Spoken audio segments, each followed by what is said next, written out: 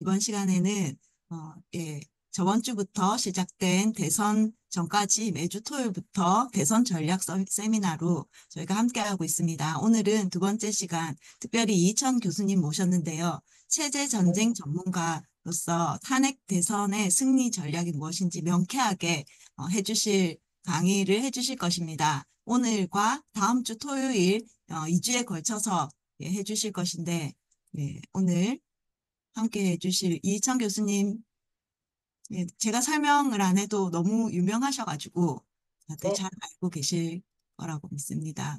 네, 안녕하십니까. 네, 얼굴, 반갑습니다. 예, 반갑습니다. 네, 얼굴 잘 보여요? 네, 아우, 너무 멋있게 보입니다. 아, 예, 감사합니다. 예, 어, 오늘 주제는 이제 대선 승리 전략인데요. 예, 제일 앞에로 좀, 있어요.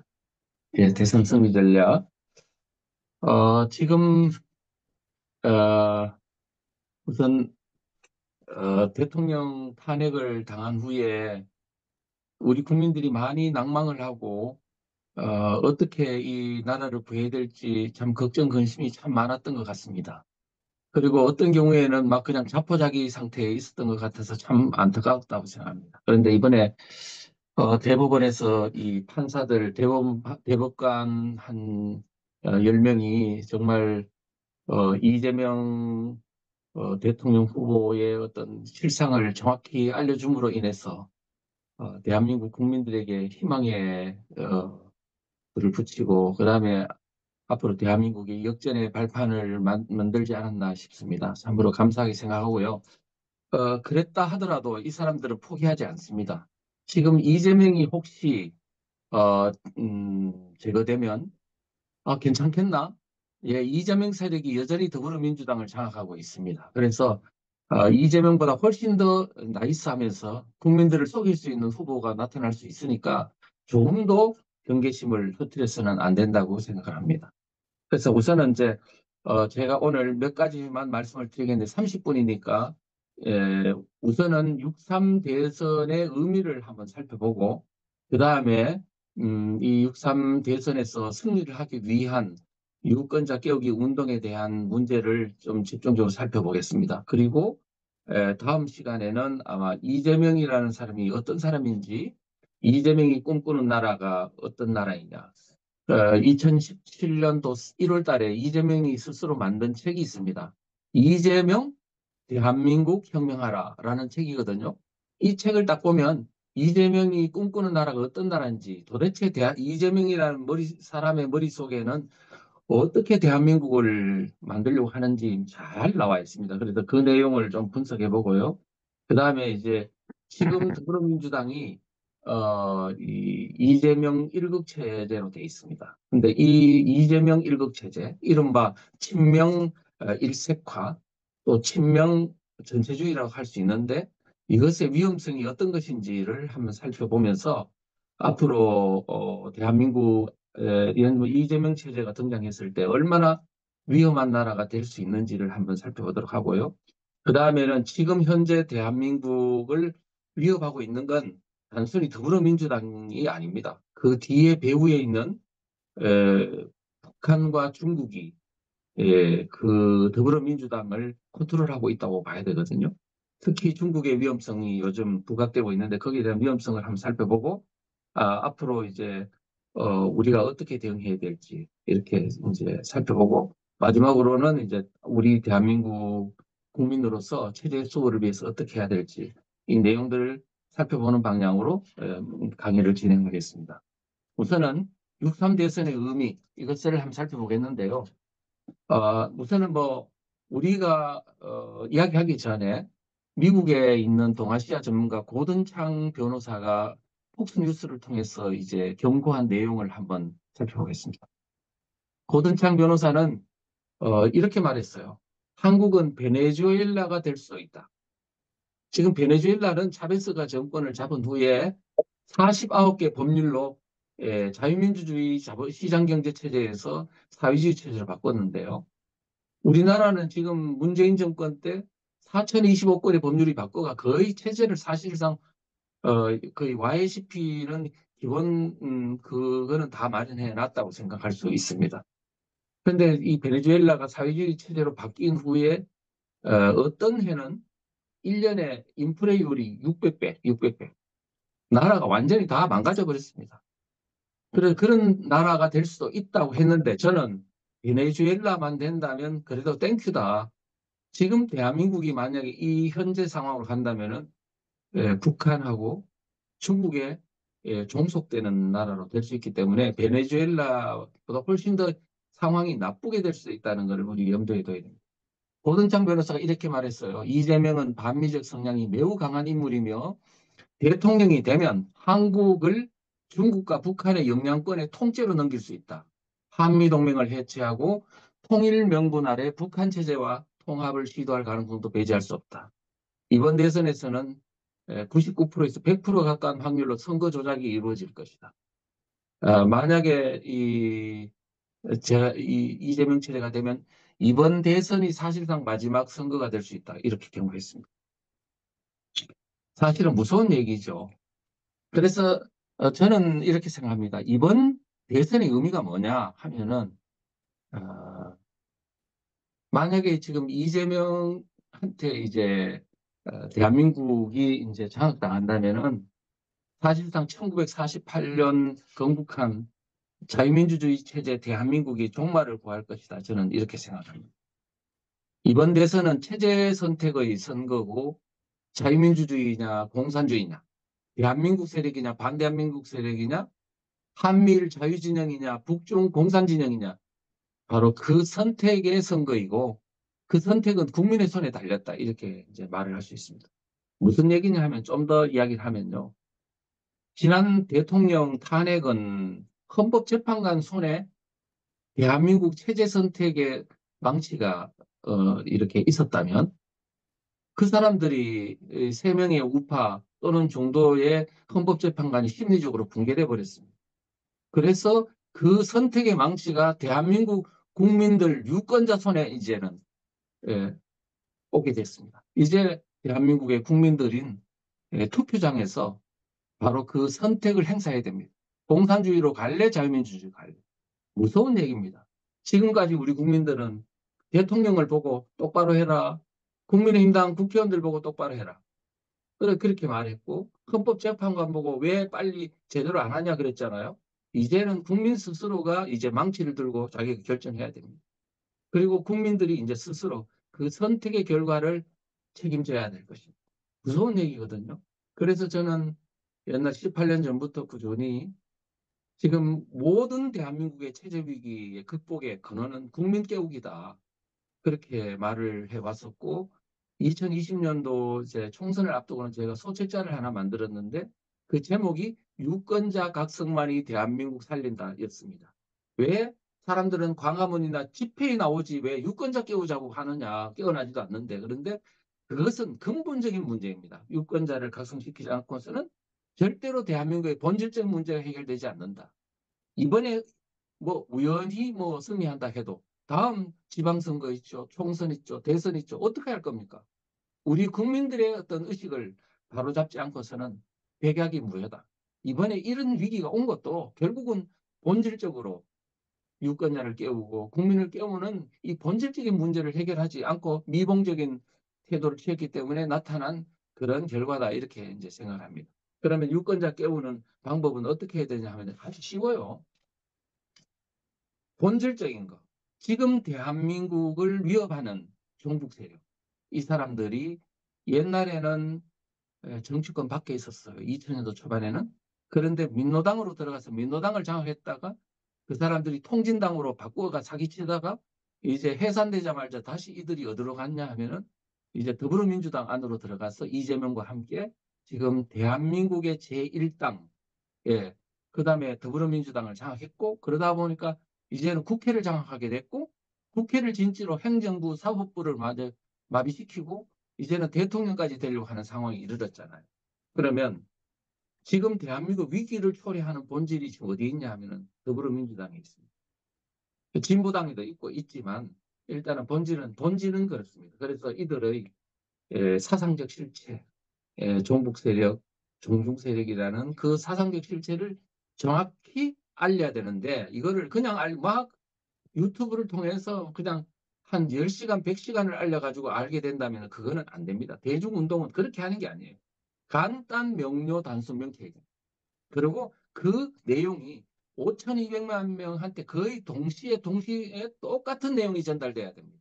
그래서 국민들 머릿속에 공통의 내비게이션이 장착돼야 돼요. 그리고 그런 내비게이션을 장착할 때 중요한 것은 뭐냐면 지속 반복입니다. 제가 강의를 할 때 항상 비슷비슷한 얘기를 계속 하니까 이제 어떤 분들은 아니 들었던 얘기 또 하고 했던 이야기 왜 또 하냐고 그러는데 저는 그게 다 목적이 있습니다.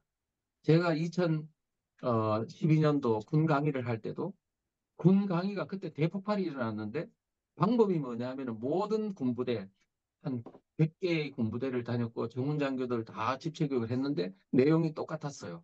종북 세력의 실체와 위기에 대합니다. 종북 세력이라는 포인트를 두고 계속 똑같은 얘기를 했더니 대폭발이 일어나더라고요. 그런 어떤 방법이라는 이야기하고 그다음에 이제 제가 종북 세력의 실체를 알리면 이게 승리할 수 있다. 이거 한 달 안에 가능할까? 예, 가능합니다.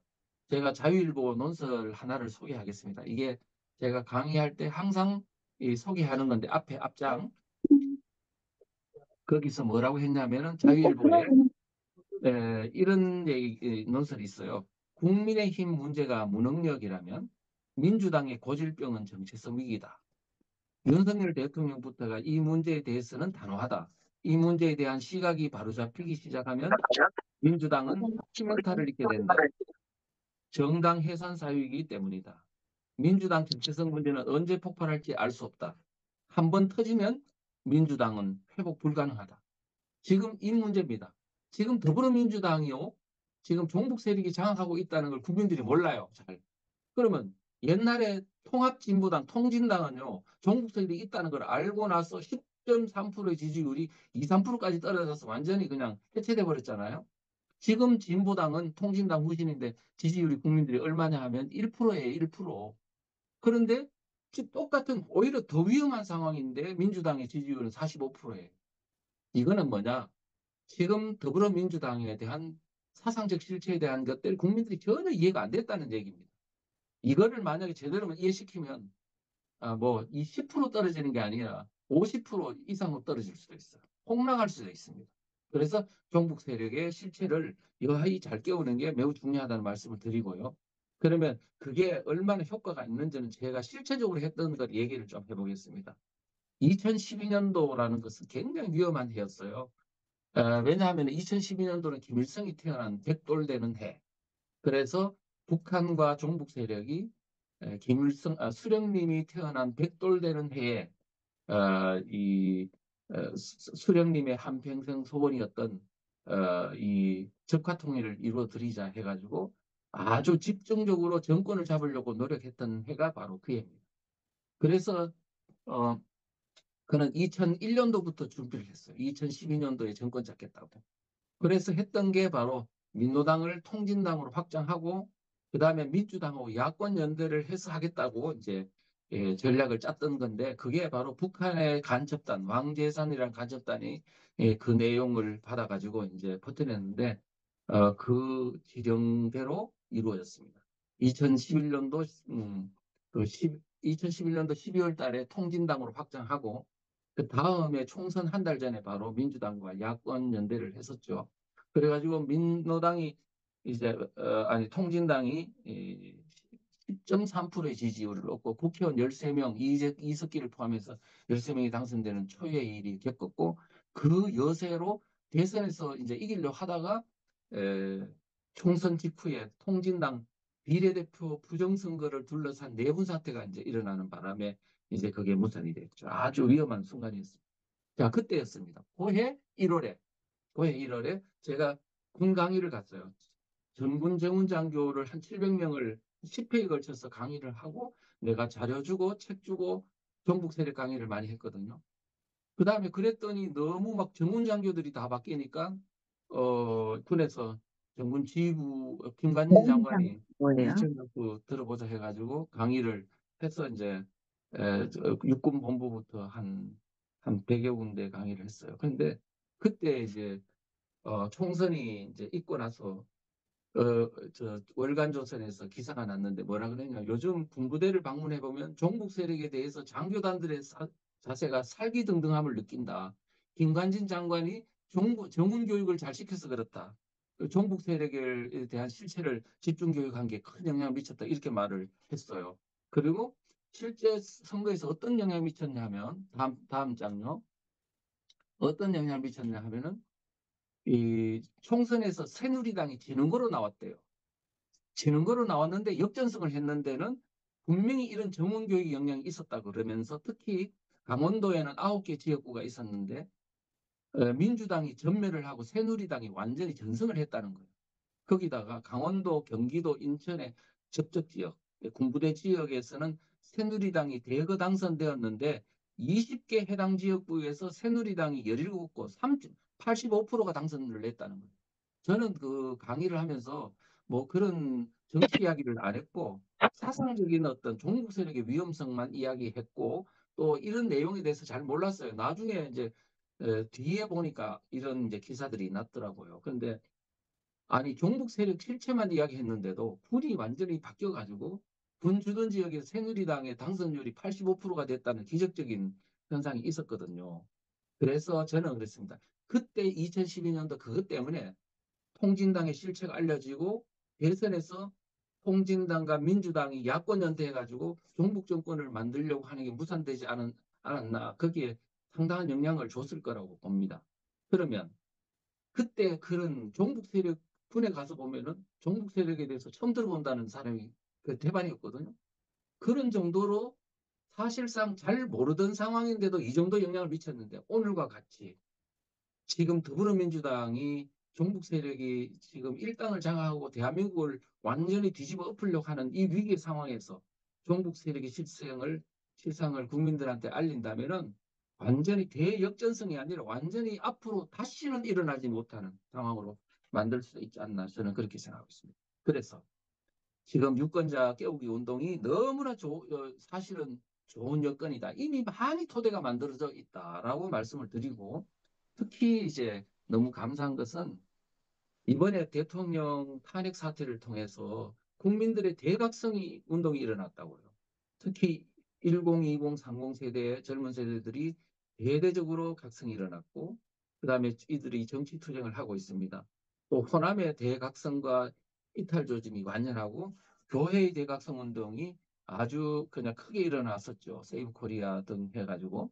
그래서 이런 것들이 앞으로 큰 영향을 미칠 거다. 그래서 이제 다시 구체적으로 좀 보면은 우리가 광화문을 중심으로 한 에, 문재인 정부 때 오랫동안 투쟁해 왔던 그런 이제 우리 애국 세력들이 그동안에 오랫동안 체제 수호 활동을 했던 것도 큰 영향을 미쳤고요. 그래서 그 다음에 또 2030 세대들의 이제 대각성 운동이 아주 컸는데 그 사람들의 발언이라든가 그 다음에 캐치프레이즈나 뭐 댓글이나 이 모든 것들을 보면 도대체 무슨 내용으로 되어 있냐 하면 전부 다가 체제 위기를 느낀다는 거였어요. 아, 공산화되면 안 된다. 자유민주주의를 수호해야 된다. 공산당 중국은 물러가라. 주체 사상에 물든 운동권 세대들 때문에 이렇게 됐다. 지금 이 2030 세대들이 막 그냥 거리로 뛰쳐나오고 지금 정치 운동을 하는 게 물론 윤석열 대통령이 좋아서 그런 것도 있지만 실제는 뭐냐면 본질적으로는 이야 대한민국이 이토록 위험한 줄 몰랐다. 공산화되면 안 되지. 내가 살아야 될 대한민국인데 하면서 이제 그렇게 대각성이 일어난 게 가장 큰 요인입니다. 그래서 계몽령이라고 하는 게 계몽이 도덕적 계몽이 아니고 사상적 계몽이라는 뜻입니다. 이제 그런 게 있고요. 그다음에 교회가 이제 많이 탄핵 반대 체제수호 운동에 이렇게 열풍이 불었는데 이 교회의 대각성은 참 중요합니다. 왜냐하면 정교분리라는 프레임에 갇혀가지고 전혀 이 정치 문제를 거론하면 마치 죄 짓는 것처럼 생각하는 건데 이제 이 어떤 운동이 거세게 일어나면서 이제는 교회가 자유민주주의 체제가 지켜져야 교회가 지켜지고 신앙의 자유를 이제 유지할 수 있다는 그런 인식으로 이제 바뀌게 된 게 참 큰 소득이었던 것 같고 지금 이제 교회 내에서도 곳곳에서 사상을 배워야 되겠다. 또 그다음에 조직화를 해야 되겠다. 이런 어떤 쪽으로 방향을 잡고 있습니다. 또 호남의 대각성이 또 굉장히 많이 일어나고 있는데요. 지금 대통령 탄핵 사태를 즈음해가 1월 중순에 한 대통령 지지율이 40%까지 이르더니 3월 달에는 그 한 48%, 49%까지 이르는 여론조사도 나왔습니다. 그런 거 보고 지금 현재 이제 뭐 이낙연 세력이니 정통 이제 호남 세력들이 지금 더불어민주당의 실체를 알고는 막 이탈 조짐이 만연하고 그런 것들이 있다는 걸 말씀을 드리고요. 그다음에 이제 여기서 또 하나 알아야 될 거는 2030 세대와 전라도 교회가 계몽된 이유가 뭐냐는 거야. 그래서 가장 중요한 역할을 했던 거는 뭐 물어보나 마나 이거는 윤석열 대통령이 자기 희생을 하면서 지금 종북 반국가 세력으로부터 대한민국이 지금 무너지고 있다. 이런 것들을 이제 이야기한 것이 크고 그다음에 또 그 어떤 상황에 뭐 광화문이나 그다음에 또 세이브 코리아니 2030 세대 전라도 사람들의 막 그냥 열화와 같은 지금 막 그 이 각성운동 그다음에 댓글이나 인터넷으로 SNS로 막 전판 이 운동이 아주 큰 역할을 했습니다. 이제 그랬는데 거기서 우리가 이 운동을 함에 있어서 가장 중요했던 하나의 알갱이 이 휘발유 이런 것들을 우리가 거론하자면 각종 시위라든가 연설에 사용됐던 용어와 프레임이 매우 중요한 역할을 했다는 것을 여러분들이 아셔야 된다. 지금 이 사람들이 갑자기 뛰쳐나왔는데 대통령이 뭘 보고 갑자기 뛰쳐나왔지? 아, 대통령이 비상기업할 때 종북 반국가 세력으로부터 자유민주주의 체제를 지키기 위해서 그랬다고 그러는 말 한마디 들고 이렇게 많이 뛰쳐나왔냐? 사실 물론 그럴 수도 있습니다만 그보다 그동안의 저변에 깔린 오랫동안 종북 세력의 실체, 대한민국, 반대한민국 세력의 실체, 체제전쟁이라는 그런 용어들이 꾸준히 대중 속으로 확산된 위에 대통령의 희생이라는 또 그다음에 시위라는 이런 불쏘시개가 던져져서 대폭발이 일어난 것이다. 이렇게 봐야 하지는 않을까 싶어요. 그래서 우리는 이제 이 사상전에 있어서 체제전쟁에 있어서 이 용어가 얼마나 중요한지를 우리가 잘 좀 이해를 했으면 합니다. 그래서 저는 사실 뭐 개인이고 뭐 그렇게 조직력이나 뭐 이런 것들은 부족하고 능력도 부족하지만은 국민들을 깨워야 된다는데 포커스를 두고 용어를 확산해야 된다는데 지금까지 18년 동안 노력을 했습니다. 그래서 대한민국은 체제전쟁 중이라는 소책자뿐만 아니고 이번에 대통령 탄핵 사태에도 대통령 탄핵과 체제전쟁이라는 책을 써서 많이 전파를 해서 어떤 김진홍 목사님 같은 분도 이 체제전쟁 이 책을 또 전파해 주시면서 계속 이제 연설할 때마다 체제전쟁이라는 말을 많이 쓰셨고 또 황교안 대표도 지금 체제전쟁이라는 말을 계속 쓰시고 그다음에 뭐 지금 심지어는 국민의힘 당에 있는 분들까지도 지금 모두가 지금 대선 전국이 다 체제전쟁이란 프레임으로 지금 대선을 치르고 있는 상황이다 이렇게 이제 볼 수 있습니다. 그래서 이제 이번 대선은 다음 장요. 이번 대선은 다음 다음 이번 대선은 종북 세력의 실체를 알릴 절호의 기회다라는 말씀을 드립니다. 그래서 지금 이번 정치인들도요, 이번 그 경선 과정에서 나경원 의원도 이번 대선은 체제전쟁이다. 이철우 경북도지사도 체제전쟁이다. 지금 그리고 김문수 캠프에서도 자기가 지금 가장 유력한 이유는 지금 대한민국이 체제전쟁이기 때문에 가장 자기가 이제 에, 이기면은 대통령이 되면은 이 전쟁을 잘 치를 수 있다고 말을 하더라고요.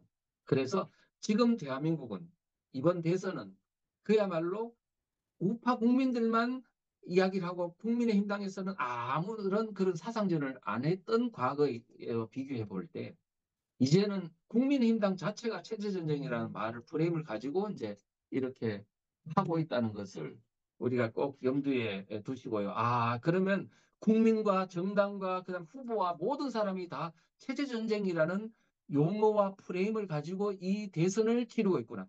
그러면 대선이라는 이 기간이 국민들을 사상적으로 깨울 수 있는 이보다 더 좋은 기회가 어디 있습니까?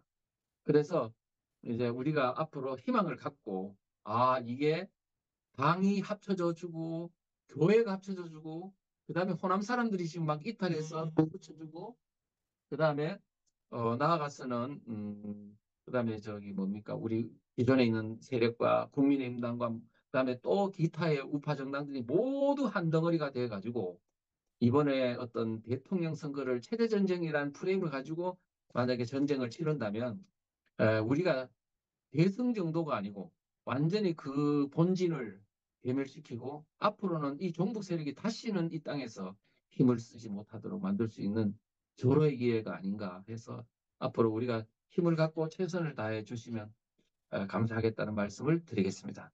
다음에는 이제 이재명은 어떤 사람이고 더불어민주당은 어떤 존재인지 이것을 살펴보도록 하겠습니다. 들어주셔서 감사합니다. 네, 감사합니다. 예, 고맙습니다. 교수님, 예, 한 지금으로부터 5분만 질문을, 네, 예, 예, 예, 예, 그 채팅창에 좀 궁금한 질문들이 많이 올라왔는데, 네, 예. 지금 사실은 이제 그 이재명이 안 된다 이런 사람들은 많지만은 우리 음, 우파 안에서 의견이 하나로 모아지지 않고 분열이 되면서 표가 갈라지는 현상들이 계속 일어나고 있어서 네, 이재명 안 그렇죠. 된다 하는데 또 한동훈을 지지하는 사람들이 많습니다. 예, 사실 예. 현실적으로 저희 음. 주위에 있는 사람들도 그렇고 이 부분에 대해서 어떻게 생각하는지 그 단일에 어, 대해서 어떻게 생각하는지 그리고 예, 한 가지 예. 더는 음, 부정선거에 대한 음. 집단 지성의 지혜를 모아야 될 것이 아닌가. 이런 음. 부분들, 이 두 가지에 대해서 질문이 들어왔습니다. 한 5분 정도만 네, 부탁드립니다. 네, 말씀드릴게요. 네. 만약에 예를 들어 가지고 지난 대통령 선거 같은 윤석열 대통령이 당선되는 선거 아닙니까? 그 대통령 선거에서 안철수하고 마지막 이틀 전에 단일화를 안 했으면 어떻게 됐을까요? 됐을까요? 안 됐을까요? 안 됐을 겁니다. 그러면 누가 대통령 됐어요? 이재명이 됐겠죠. 그런데 우리가 그 지금까지 안철수에 대해서 저는 그분이 사상적으로 약간 혼미하고 여러 가지 참 엇박자도 많이 내고 했지만은 그때 그 기여만으로 이미 그 사람은 대한민국에 큰 역할을 했다고 생각합니다. 자, 그럼 반대로 이제 또 지나서 우리가 이번에 그 대통령 탄핵을 하는데 가장 악역을 담당했던 사람이 바로 한동훈입니다. 그래서 실망도 많이 했어요. 우리 국민들이 뭐 저런 인간이 다 있나 이런 생각도 하고 했는데 근데 만약의 경우에 한동훈이 지금 지지율이 국민 지지율이 모르겠어요. 뭐 한 7, 8% 되는지 10% 되는지 모르겠는데 만약에 3%인 안철수가 이탈해도 지금 심각한 타격이 되는데 한 10% 정도 되는 한동훈이가 국민의힘당을 나가가지고 독자적인 출마를 하면은 이번 대선은 어떻게 될까요? 그냥 끝장나는 거죠. 그래서 우리가 지금 한동훈을 개인적으로 미워하고 하는 거, 그다음에 또 그 사람이 지금 당에 끼친 악영향이라든가 또 그 사람의 사상적 혼미라든가 이런 것들은 너무 실망스럽고 하지만은 지금 이거는요, 그런 단순한 전쟁이 아니고 대한민국의 자유민주 체제가 죽느냐 사느냐에 정말로 이 천길 낭떠러지 앞에 서 있습니다. 그래서 우리는 지금 여하이 끌어모을 수 있는 모든 세력은 다 끌어모아야 되는 상황이에요. 그래서 한동훈이가 그래도 우리 국민들이 처음부터 나가라 나가라 당에서 나가라 그러면 나가가지고 독자 출마했으면 대한민국 죽는 거죠. 그래서 아무리 마음에 안 들어도 일단은 그 사람을 이탈하지 않도록 하고 대선이 끝난 후에 이런 사람들은 하나씩 하나씩 정치적인 생명이 이제 그 사람한테 힘을 실어주는 일이 없도록 절대로 잊지 말아야 한다는 거예요, 역사적으로. 그런 정도로 하고요. 그 다음에 이번 경선에서 반드시 한동훈이 아닌 자유민주주의 체제 수호의 의지가 있는 사람한테 이제 후보가 될 수 있도록 하고 그러면 뭐 김문수라든가 이런 분이 됐으면 좋다고 생각하지만 또 지금은 무조건 이기는 게 가장 중요하기 때문에 이런 앞으로 이제 한덕수 후보하고의 경쟁에서 이기는 사람한테 무조건 몰아줘야지 내가 누가 됐으면 좋겠다. 그거는 희망사항이고 현실적 정치는 이기는 것이 가장 중요하다. 이렇게 이제 생각을 합니다. 저는 누구에게 다 저도 누가 됐으면 좋겠다고 생각하지만 그거 절대로 표시 잘 안 합니다. 무조건 이기는 사람한테 하고 그래서 홍준표가 떨어졌다고 낙심하면서 막 그냥 울면서 집으로 돌아가고 이런 사람들 보면요. 아직까지 정신이 좀 뭐 안 들었다 하면 이상하지만 아직 이 체제 위기라는 거대한 대한민국 어떤 그 무너지는 이 현상에서 그 사소한 개인의 감정을 아직 극복하지 못하면 되겠나 이런 이제 실망스러운 생각도 합니다. 하여튼 그 정도로 이제 네, 합니다. 감사합니다. 혹시 예. 부정선거에 대해서는 부정선거는 지금 있잖아요. 부정선거에 대해서 그동안에 뭐 부정선거가 있다 없다 논란이 많았는데 지금은 대통령이 이제 비상계엄을 할 때도 선관위에 집중적으로 이제 투입을 시켰고 그 다음에 또 누누이 몇 번에 걸쳐서 지금 대한민국의 부정선거는 사실상 대한민국 내에 있는 정치 세력의 문제를 넘어서서 중국이라는 거대한 세력이 이 개입하고 있다는 것을 은연중에 암시를 많이 했습니다. 예를 들면은 이미 손편지에서도 대한민국의 이 부정선거는 한 나라의 정치 세력이 할 수 있는 게 아니다. 이거는 국제적 연대와 협력이 필요하다고 말을 해서 이제 중국이 개입했다는 암시를 했고 그 다음에 이제 또 뭐냐면은 그 다음에는 어 저 미국의 시팩의 무슨 웬슐랩인가 그분이 작년 12월 한 19일 날 아주 비밀리에 윤석열 대통령을 만나가지고 한국의 선거가 도대체 누가 운영하냐 그랬더니 윤석열 대통령이 그한 머뭇거리다가 하웨이라고 대답을 했거든요. 중국 정부가 장악하고 있는 통신회사가 대한민국의 선거를 좌지우지한다? 이거는 중국이 선거에 개입한다는 거 아닙니까? 적극적으로. 그런 어떤 반응을 보였고, 최근에 대통령이 탄핵이 된 후에 이제 최측근을 만났는데, 그 최측근이 물었다고 그래요. 도대체 왜, 어, 이번에 헌법재판 할 때 중국의 해커 문제, 그러니까 중국 간첩 문제를 제대로 밝혔으면은 재판에도 유리할 거고 국민들이 그렇게 원했는데 왜 말 안 했냐라고 물었더니 윤석열 대통령의 답변이 만약에 밝혔으면 중국하고 전면전이 일어난다고 말했거든요. 그러니까 대통령조차도 부정선거를 이야기하는 게 지금 중국하고 전쟁을 해야 될 정도라고 생각했다. 그래서 내 힘으로도 한계가 있다고 말했다면은 지금 부정선거라는 문제는 이거는 거의 전쟁입니다, 전쟁. 지금 중국과 북한과 지금 종북 세력이 다 합쳐져 가지고 어떻게 하든지 이번에 대통령 선거에서 또는 지난 총선에서 어, 종중 세력들, 종북 세력들이 국회를 장악하고 그다음에 대통령을 친중 세력으로 만들어 가지고 여하이 이제 법을 바꿔 가지고 중국 세력들이 왕창 대한민국에 이제 영주권을 받고 그다음에 대한민국 내에 있는 이런 법적인 장치들을 통해서 뭐 무슨 뭐 총선을 저 뭐야 투표권을 행사한다든가 아니면 지방 자치회에 주민권을 행사한다든가 이렇게 해서 그다음에 대한민국을 먹어버리게 그거 아닙니까? 지금 제가 볼 때는 중국은 대한민국 지금 이게 부정선거 문제를 넘어선다는 걸 지금 이야기하는 겁니다. 저는 어떻게 봤냐 하면은 중국이 대한민국을 먹으려 한다? 이거는 언제 느꼈냐면 2002년도입니다. 2002년도. 제가 중국을 언제 가봤냐 하니까 2002년도에 동북공정이라고 있었어요. 중국이 이제 대한민국의 역사를 자꾸 자기 나라의 역사로 만들려고 한다고 해서 이제 그 상황을 파악해 보려고 한 열흘간 간 적이 있어요. 그래가지고 중국에 있는 그 자료들을 다 수집을 해가지고 봤어요. 봤더니 뭐라고 돼 있냐면 우리가 알고 있는 광개토왕, 고구려 광개토왕이 중국의 중국의 왕으로 돼 있어요. 중국의 지방 정권의 왕으로 돼 있고요. 지금 대한민국의 고구려 역사를 완전히 중국에서 다 바꿔놨더라고요. 그리고 뭐 그래서 내가 보니까 야 이거 간단한 문제 아니구나 생각했고 그때 이제 내가 무슨 논문을 봤냐 하면은 중국의 실체를 아는 워치맨이라는 교수가 쓴 이게 이제 논문을 봤는데 뭐라고 딱 돼 있냐면 한국의 동북공정 절대로 조심해라. 왜냐하면 중국은 자기 나라로 역사를 흡수하는 거는 흡수하는 이 얘기를 절대로 포기하지 않는다. 예를 들면은 옛날에 1930년대만 해도 대만이 중국 땅이라는 생각을 전혀 하지 않았다. 근데 40년대 들어서부터 이게 대만을 중국의 땅으로 역사로 바꿀 수 있겠다고 생각했는지 그때부터 집요하게 대만은 중국 땅이다. 중국과 하나 뭐 하나다 이렇게 이제 하더니 어느 순간에 전 세계 사람들 머릿속에 아, 대만은 중국의 역사다 이렇게 생각하게 됐다 그러면서 이 사람들은 절대로 역사 왜곡을 포기하지 않는다 이런 말하더라고요. 근데 진짜 그때 내가 아, 이게 중국이 앞으로 대한민국을 먹으려 하는구나 생각했는데 지금 보니 그 상황이 이제 정치적으로 들어오는 것 같아요. 홍콩처럼 먹으려고 하는. 대만도 이제 곧 먹으려 할 겁니다. 왜?